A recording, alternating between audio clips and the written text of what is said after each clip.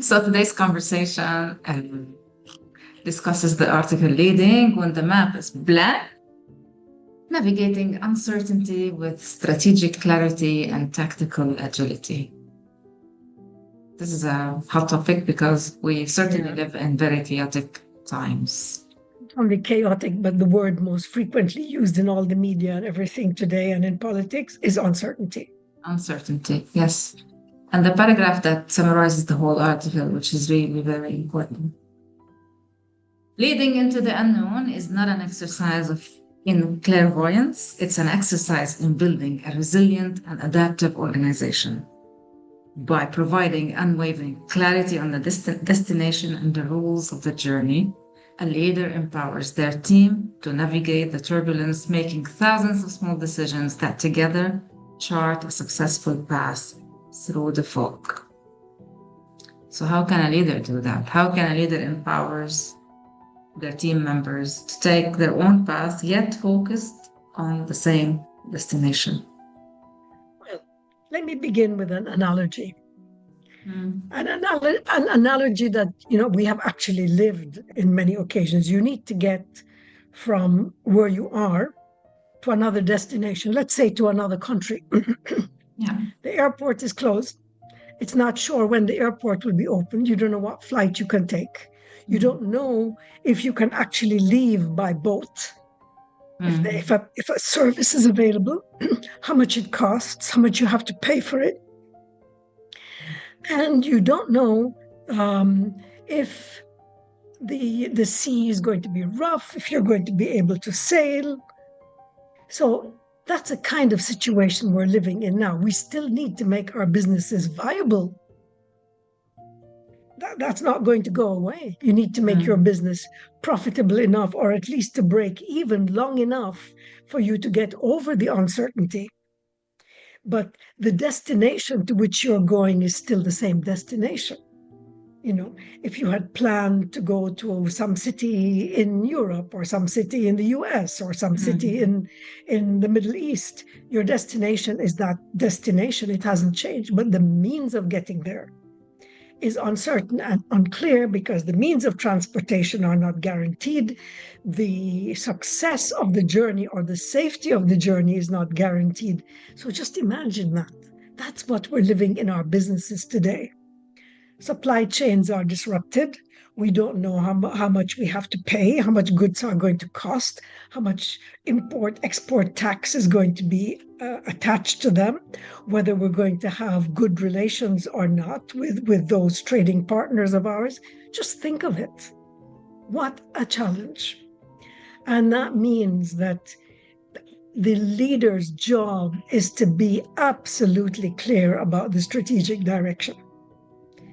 Our business is not going to change. We're not suddenly going to stop, making bicycles if that's our business and Mm. start, making birthday cakes. We're still going to be making bicycles. But how do we do it? How do we continue to do it? How do we continue doing it profitably when things are so uncertain and even our communication systems may have broken down? So that's what I call strategic clarity. 100% clear, guaranteed direction. Now, to get to that direction, if you have staff, if you have people working with you, if you have a team, no matter how large or how small, those people need to be empowered to make agile, tactical choices.